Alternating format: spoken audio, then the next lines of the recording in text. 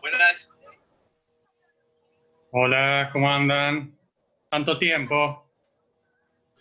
¿cómo anda, profe? ¿Todo tranqui? Bien, ¿ustedes? Bien, todo en orden. Acá estamos Bueno. finalizando la clase de taller. Ah, bueno, bueno, a full. Bueno, ya empecé a subir material sobre esta nueva materia que es Patología 2, ¿sí? Un poco la continuación de Patología 1. La idea de esta materia es ver un poquito de genética, ¿sí? En las primeras dos clases. Después vamos a pasar a ver un poco de enfermedades dadas por microorganismos como sífilis, ¿sí? De HIV, SIDA, tuberculosis. Vamos a ver un poquito enfermedades que tienen que ver con el déficit o con el exceso de minerales y vitaminas. Después vamos a estudiar un poco enfermedades que tienen que ver con procesos autoinmunes, como por ejemplo la alergia, ¿sí? Y vamos a ver cáncer también. Y bueno, hay un seminario planteado para ahí, creo que es, no me acuerdo si es, creo que es después del primer parcial, la semana después del primer parcial. Y bueno, ya les subí un PDF, un Word donde más o menos comenta cuál es la idea de lo que tienen que armar, ¿no? Ese seminario va a ir con nota y se va a promediar con los dos parciales, que obviamente van a ser multiple choice, igual que como veníamos haciendo a través del aula virtual en Miel, ¿eh? ¿Sí, chicos? Sí, profe. Bueno, o sea que está bastante buena la materia, son temas que están buenos.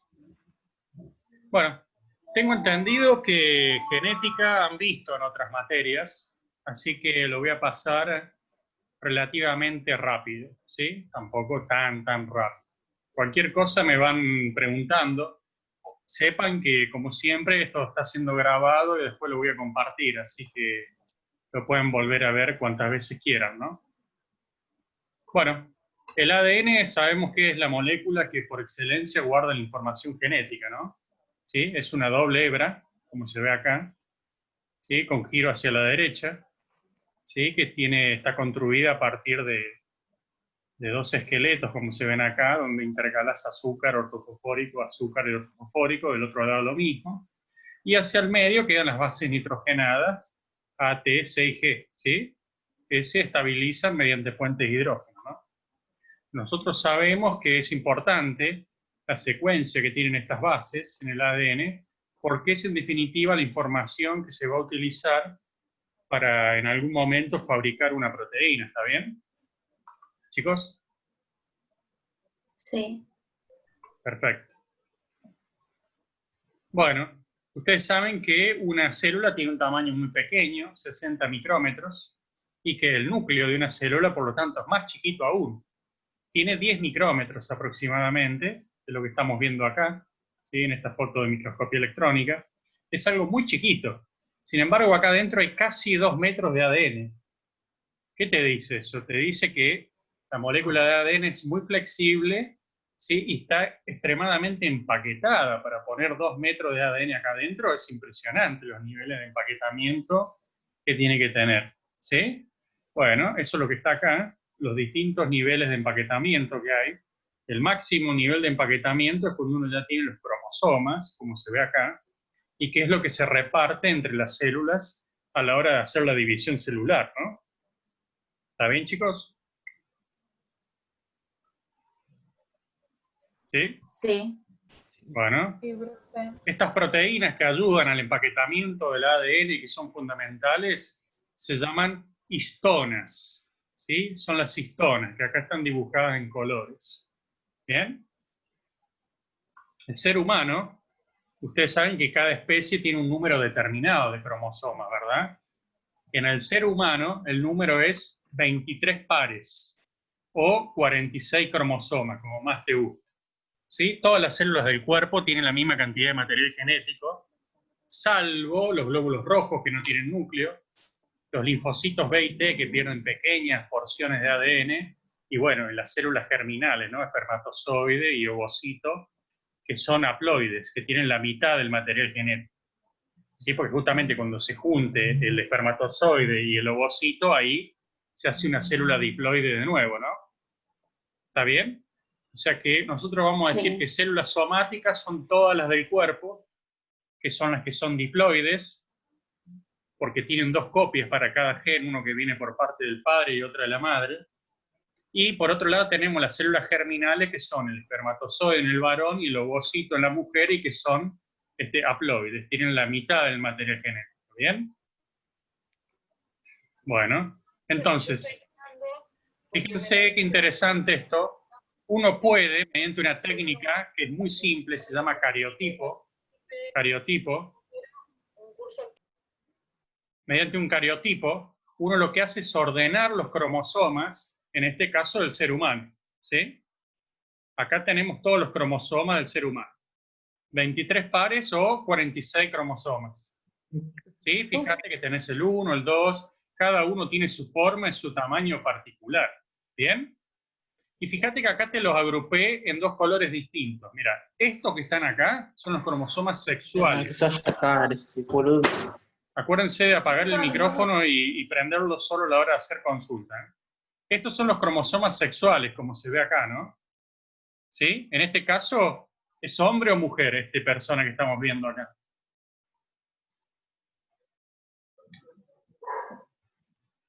Es mujer, porque es XX, se ve, ¿no? Si hubiera sido Sí, XY, es un varoncito. Recuerden que uno tiene entonces un par de cromosomas sexuales dentro de estos 23 pares. Y los 22 pares restantes, o los 44 restantes, se denominan cromosomas no sexuales o autosómicos. Es muy importante todo esto que estoy diciendo, porque más adelante vamos a hablar de enfermedades genéticas que están dadas por mutaciones, y yo te voy a decir, es una enfermedad ligada al sexo. Entonces vas a buscar acá. O te voy a decir, es una enfermedad autosómica. ¿Dónde lo busco? Lo busco acá. ¿Sí? Después aprenderemos qué es dominante, qué es recesivo, qué es homocigoto, heterocigoto, pero bueno, te estoy dando las bases primero, antes de entrar con toda esa parte, ¿no? ¿Alguna consulta hasta ahora?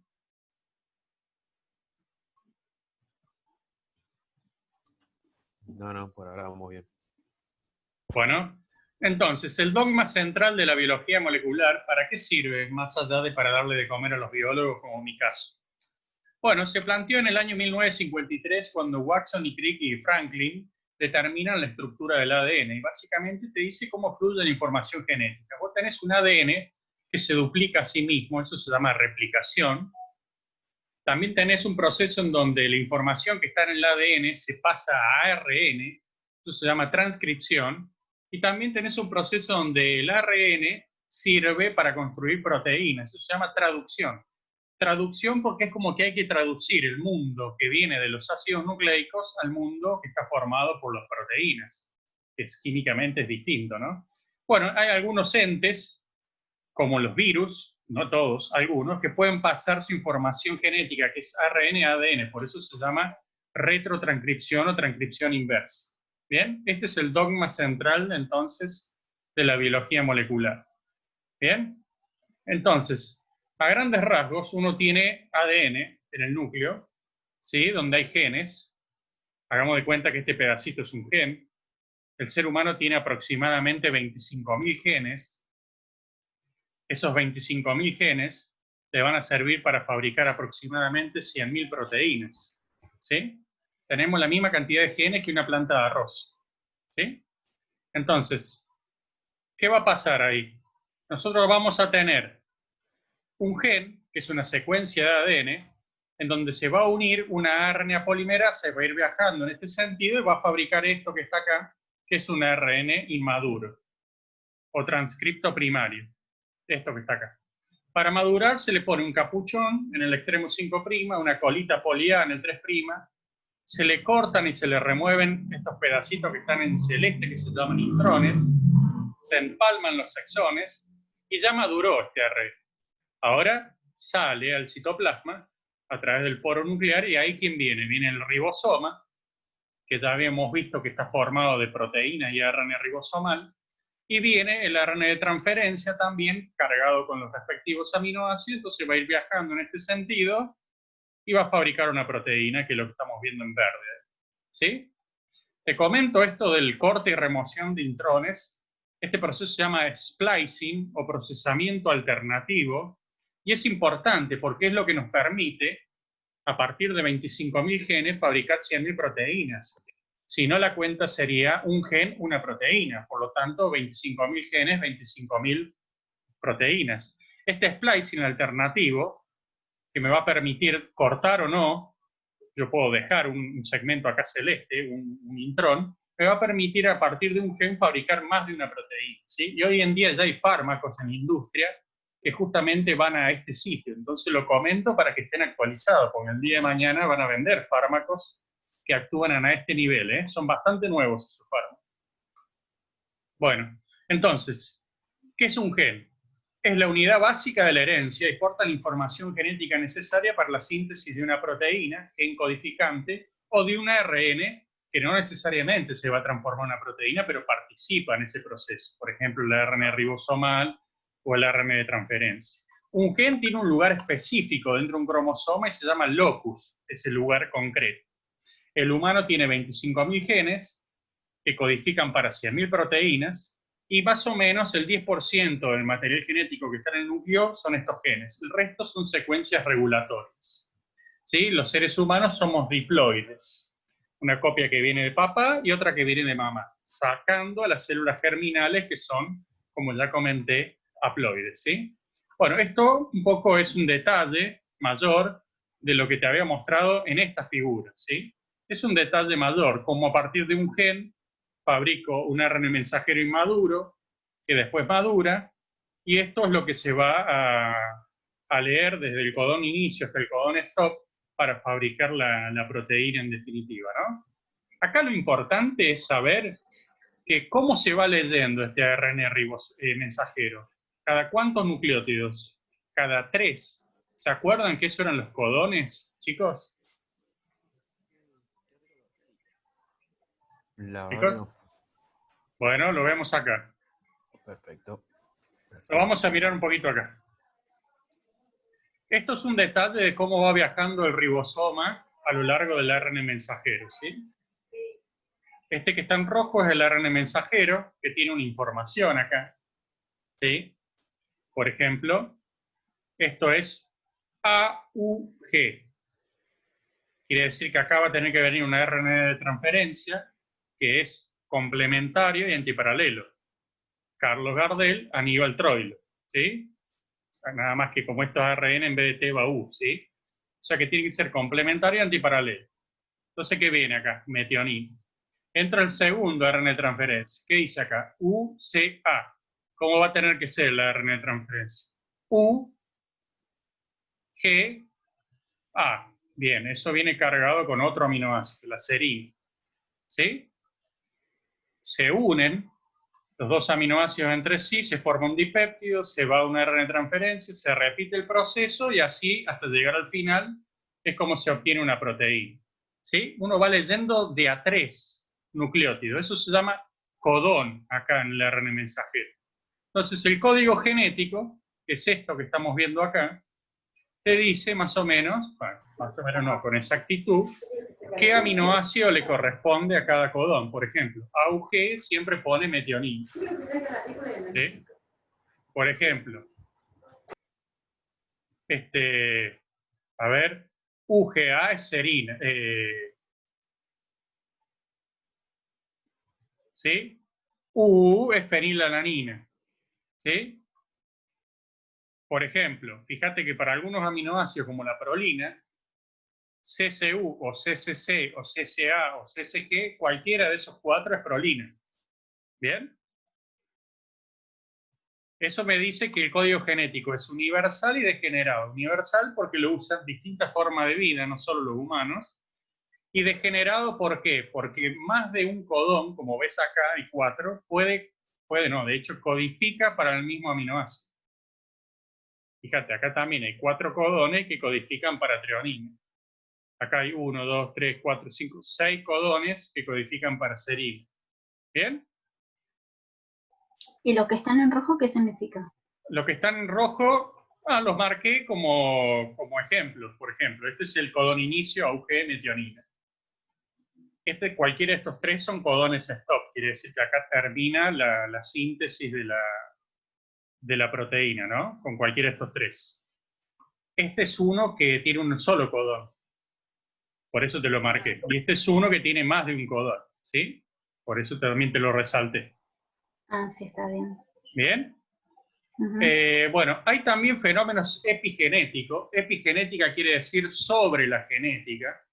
¿Y a qué se refiere? Se refiere a metilar y acetilar. Es agregar grupos químicos. El grupo metilo es esto, CH3. CH3. Ese es el grupo metilo. Y el grupo acetilo es esto que está acá, químicamente, un acetato. ¿Sí? Uno puede agregarle estos grupos metilo o acetilo a las histonas y también se pueden metilar las citocinas en los genes. Y eso lo que te va a terminar afectando es si se fabrica o no una proteína. ¿Sí? Si va a haber Profe, disculpe. ¿sí? Hay una compañera que dice si la puede aceptar hace unos minutos. Están todos aceptados, los 33. Ah, bueno. Estos grupos químicos que uno le agrega a las histonas o a las citocinas en el ADN, te puede afectar el grado de empaquetamiento de ese ADN, hacértelo más compacto, así. Eso se llama heterocromatina, y ahí no va a haber transcripción, por lo tanto no se fabrican proteínas.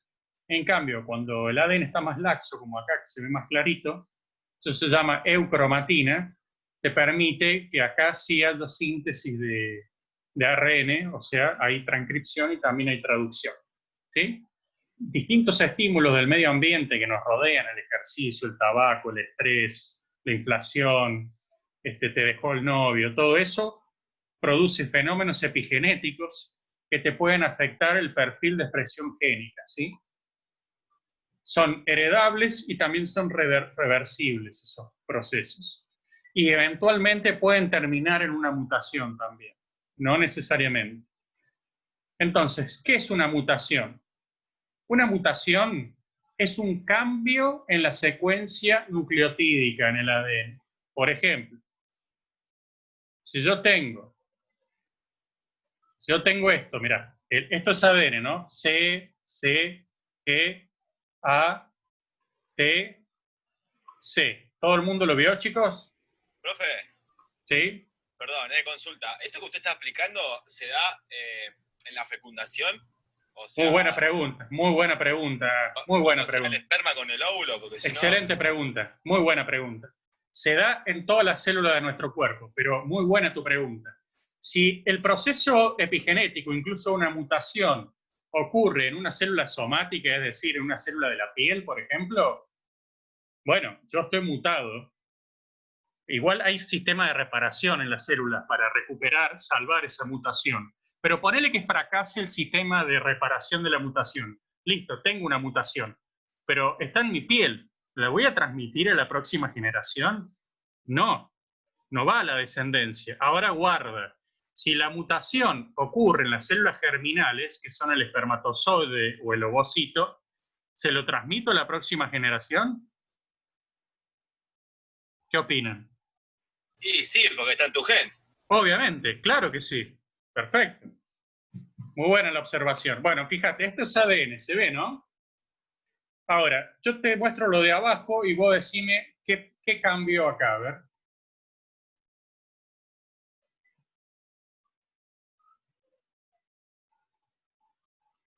A ver qué opinan. ¿Hay alguna diferencia entre esta secuencia de ADN y la de abajo? Sí, en vez de aparecer la guanina, aparece la adenina. Perfecto. Cambió la secuencia nucleotídica, ¿correcto? Eso es la definición de una mutación. ¿Bien? ¿Por qué puede haber una mutación? Espontáneamente, porque sí, nada más. ¿Por qué? Por los agentes cancerígenos que nos rodean, como la radiación, algunos medicamentos, el tabaco, el alcohol.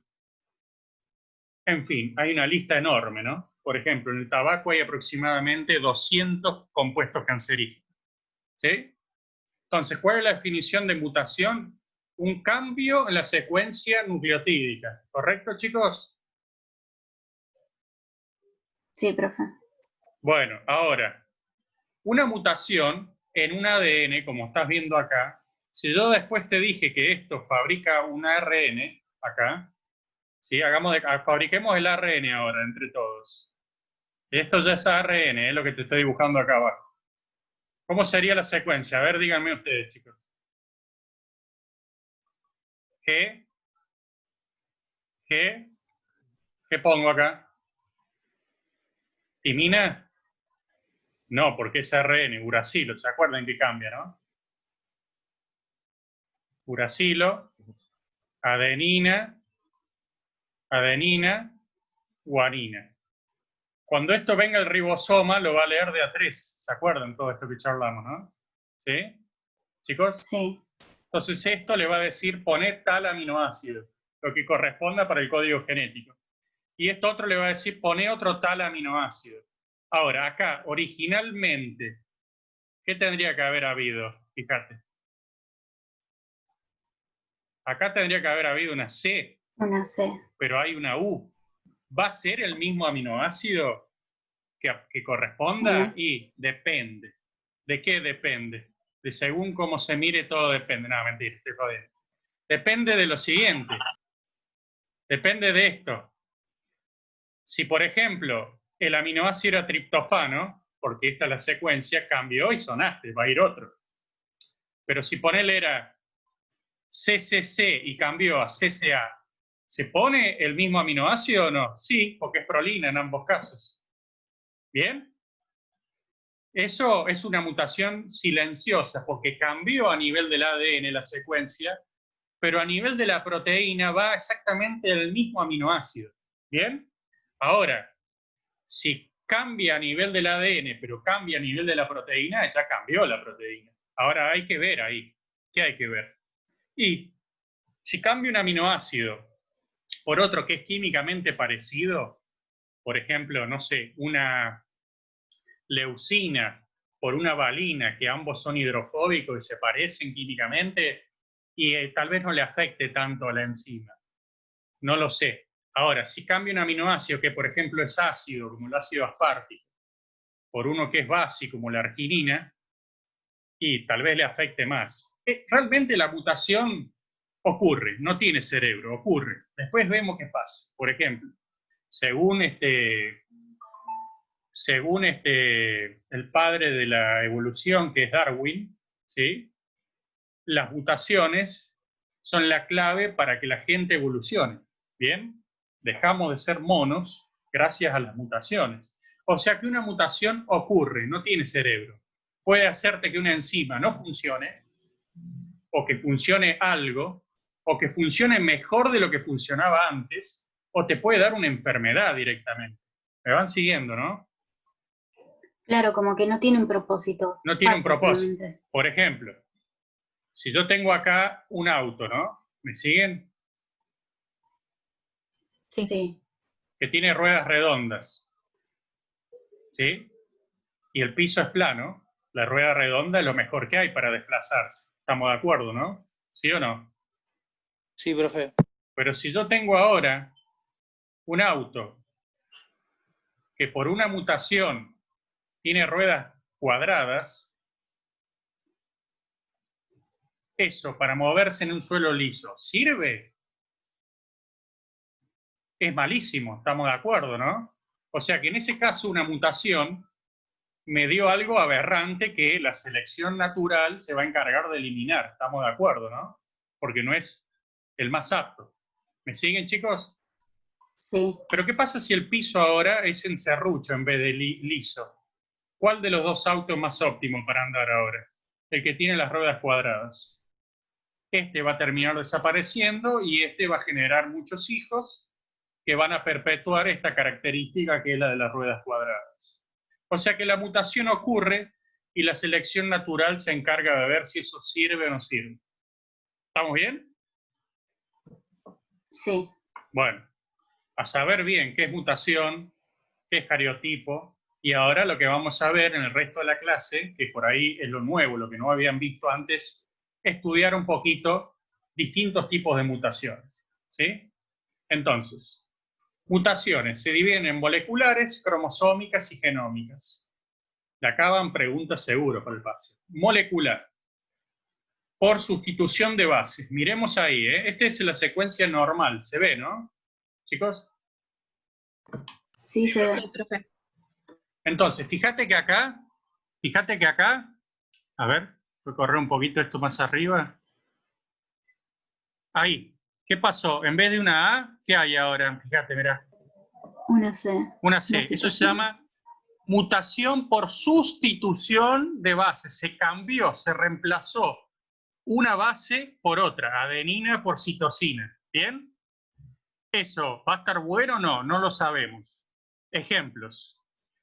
Si en la hemoglobina, que era el pigmento que transportaba el oxígeno adentro del glóbulo rojo, que lo vimos en pato 1, cambia la valina, el ácido glutámico de la posición 6 de la globina por valina, esa mutación se dio por una sustitución, como ves acá, por de bases. Eso te da una enfermedad terrible que se llama anemia falciforme. ¿Qué pasa? La hemoglobina se agrega toda dentro del glóbulo rojo, lo deforma, tiene forma de hoz y se rompen esos glóbulos rojos. Entonces te aumenta la bilirrubina, tenés anemias, ¿sí? Y incluso si no lo tratás, es directamente incompatible con la vida. ¿Bien? Entonces, ahí hay una mutación por sustitución de base. ¿Estamos bien, chicos? Sí. Bueno, ahora veamos otra. También molecular. Corrimiento del marco de lectura. Vamos a ver qué quiere decir eso. Fíjate, este era el normal, el de arriba, ¿no? ¿Lo ven? Siempre comparando contra el normal, ¿sí? ¿Chicos? Sí. Fíjate que acá AT. AT. ¿Qué apareció entre medio de AT? 2G. Es 2G aparecieron. Eso se llama inserción. Estás adicionando bases que no deberían ir. Si yo hubiera perdido una, dos o tres, ¿cómo se llamaría eso? Delesión. ¿Está bien? ¿Chicos? Sí. ¿Sí? Bueno, ahora miren lo loco de esto. ¿Cómo se lee acá? CAT. CAT. Bueno, CAT, todo igual. Qué casualidad, ¿no? Bueno, ¿y acá cómo se lee? CAT, CAG, GTC, AT, lo que venga. ¿Tiene algo que ver la secuencia original de acá que te daba la información para fabricar una proteína respecto de esto que está acá? Y este sí, arranca igual. arranca igual, pero cuando apareció la inserción el resto no tiene nada que ver. Es un Frankenstein. Eso se llama corrimiento del marco de lectura. Es un desastre. Son las peores mutaciones estas. ¿Sí? ¿Chicos? Sí, profe. Fíjate acá, mira, Estas dos comparemos nunca pueden ser ahora. buenas. Acá hay una delesión. Fíjate que acá vos tenés entre C. ¿Qué se perdió acá? Mira. Estas dos. A y T no están ahí, ¿ves? ¿Se ve, chicos? Sí, ¿Chicos? se ve. Bueno, entonces, ¿cómo lo lees? CAT, CAT, CAT. CAT, CCA, nada que ver, ya el resto tampoco coincide.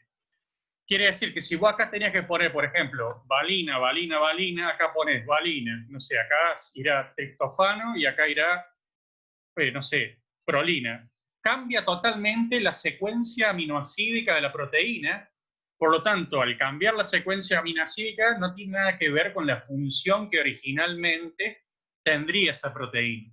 Ejemplo, talasemia. Es una enfermedad en algunas regiones de Europa donde se sintetiza poca cantidad de hemoglobina y eso termina generando un tipo de anemia también. ¿Sí? ¿Bien, chicos? Sí. Bueno, ahora vamos a las mutaciones cromosómicas. Inversiones, deleciones o duplicaciones, translocaciones. Parece difícil, pero yo acá te puse los dibujitos y se entiende. Vamos a mirar un poco ahí a ver qué pasa. Mira acá, por ejemplo. Este es el cromosoma 4 del ser humano. ¿Se ve, no? El que está en verde, chicos. Sí, se ve. Y este Sí. es el 20. Estamos de acuerdo que son cromosomas distintos, ¿no? Sí. Pero puede pasar que se rompa ahí el cromosoma. Este se rompa acá. Este pedacito venga ahí. Y este venga acá. ¿Se ve el intercambio que ocurrió? Sí, se ve. Eso no es normal. Es una mutación. De hecho, es una mutación a nivel de los cromosomas y se llama translocación. ¿Sí? Translocación. Entonces, donde acá yo originalmente tenía genes, por ejemplo, que tienen que ver con los linfocitos B y que por ahí se expresaban poco, ahora al venir a este cromosoma, que tal vez es más activo, se van a estar expresando permanentemente. Y eso es un ejemplo del linfoma de Burkitt, que es un tipo de cáncer de los linfocitos B. ¿Sí? ¿Bien? Sí. ¿Me siguen? Bueno, ahora veamos este. Veamos deleciones o duplicaciones. Fíjate, ¿qué puede pasar acá? En este cromosoma, hagamos de cuenta que es el 2, se cortó ahí, se perdió todo ese pedazo y se unió este pedacito con este. ¿Estamos de acuerdo que hemos perdido genes que deberían estar normalmente ahí? ¿Sí? Si no hay un gen, no fabrica una proteína, eso me puede dar una enfermedad. De lesión. Duplicación. Lo contrario que acá. Fíjate que acá había una serie de genes que se duplicó todo esto y quedó al lado, ¿ves? Ahí. ¿Sí? Y guarda, no necesariamente tener mayor número de genes es mejor, De hecho, en la mayoría de los casos produce enfermedades. ¿Sí? Duplicación. Y después tenemos inversión, donde se corta acá, se corta ahí, se da vuelta el fragmento este y se vuelve a unir. Bien, eso también puede producir enfermedades. ¿Sí? Y el último ejemplo que te doy es, fíjate que acá tenemos el 4 y el 20. ¿Sí? Se corta acá, se corta ahí, se corta acá y este pedacito ingresa ahí. ¿Sí? Inserción. ¿Estamos bien? Sí, profe, ¿y por qué motivo pasaba esto? Bueno, digamos, no debería pasar. También es cierto que la célula tiene sistemas de reparación frente a las mutaciones, pero a veces fallan esos sistemas de reparación. Y si fallan, estamos en presencia de una enfermedad de índole genética. Fíjate que ahora las mutaciones genómicas, poliploidía o aneuploidía, es una presencia de un cromosoma adicional. Por ejemplo, el síndrome de Down, que es la trisomía 21, ¿sí? O el síndrome del triple X. Lo voy a explicar acá. Sí, mira. Si uno hace un cariotipo, ¿sí?, de una persona y encuentra esto, por ejemplo. No es re fácil hacer un cariotipo, Incluso hasta podés teñirlo para verlo con el bandeado que tiene acá y todo. Si yo encuentro esto en el cariotipo de una persona, ¿es una persona normal o tiene una mutación? Tiene una mutación. Y si es XXY está mutado, ¿no? Agregado. Podría ser XXY o XXX, de hecho existen ambas. En este caso es el triple X o supermujer. ¿Sí? Y si es XXY tiene las dos cosas. También existe XXY. Ahora, la pregunta parcial podría ser la siguiente. A razonarla, Una mutación donde hay, por ejemplo, ¿se acuerda que cuando la célula se divide, tiene los cromosomas y reparte las cromátides hermanas para cada una de las células hijas, de manera que a cada célula le toque la mitad de los cromosomas? ¿Se acuerdan eso, no? Sí. ¿Qué pasa si ese uso mitótico falla y se lleva los 2 cromosomas para una célula y a la otra no le queda ninguno? Bueno, estamos en presencia, por ejemplo, de la trisomía 21. Esta célula se llevó un cromosoma 21 extra, ¿sí? Síndrome de Down. También hay fenómenos epigenéticos. Entonces la pregunta de parcial sería, una mutación, por ejemplo, cromosómica o genómica, ¿se puede detectar mediante un cariotipo? ¿Sí o no? Por ejemplo, una trisomía 21, ¿se puede detectar haciendo un cariotipo? ¿Haciendo esto? ¿Se puede? La respuesta es sí, porque verías acá un cromosoma 21 extra. ¿Sí? Ahora, por ejemplo, otra pregunta podría ser, ¿una translocación se podría detectar mediante un cariotipo? También. ¿Por qué? Porque fíjate que si yo vengo a ver el cromosoma 20, que es chiquitito, y si yo veo uno que es el paterno, que es chiquitito, y el materno lo veo mucho más largo, ¿qué quiere decir? Que, por ejemplo, puede haber habido una translocación donde se vino un fragmento de otro cromosoma y se unió ahí. ¿Sí? ¿Está bien? ¿Podría detectarse, Sí. por ejemplo, una inversión mediante cariotipo? También, porque acá se da vuelta este fragmento de ADN y uno tiene colorantes como el GIEMSA, por ejemplo, que te permite ver las bandas que hay acá en los cromosomas. Si vos las ves que están dadas vueltas las banditas, también lo detectás. Ahora, pregunta tramposa de parcial.